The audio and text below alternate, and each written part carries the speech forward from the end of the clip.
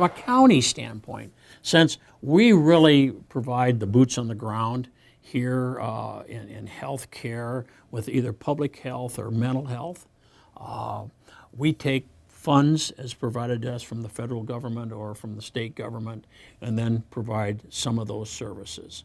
So we have to take a look at CCOs in a different light, and it's mainly the funneling of funds light, because we still will need to provide certain services.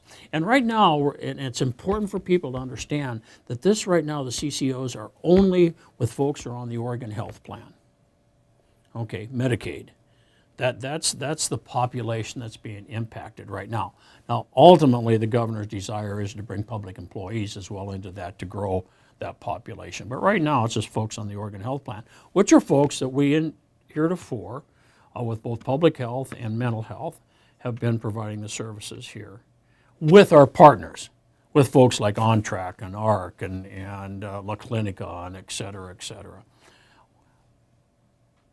So we have to, as a county agency, have to figure out how do we best do that. Well, these CCOs, and there's 2 in Jackson County now, accredited CCOs, and you have to go through a whole process through the state.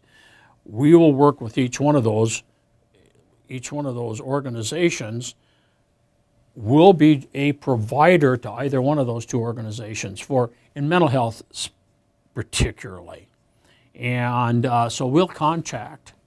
We used to contract with the state, now we'll contract with the CCO, because ultimately we want to make sure that our portion of the population is being served. That's our ultimate goal, again, is to make sure that we're providing those services, regardless under what guise, and I don't mean that negatively, but whatever the process is being called, we want to make sure that those folks are being treated with the very best care that we can possibly give them at the lowest possible cost. So from a policymaker's standpoint, it's all about funding, quite honestly. I just got through saying we're really absolutely interested in the outcome, but we have to be paid for the services. Those folks working and providing those services for us have to be paid. So it's as healthcare is anymore, is that tension about providing service. I think I'm an absolute, even though I don't understand all about it yet, the process is a good one. I think it's going to be a good one.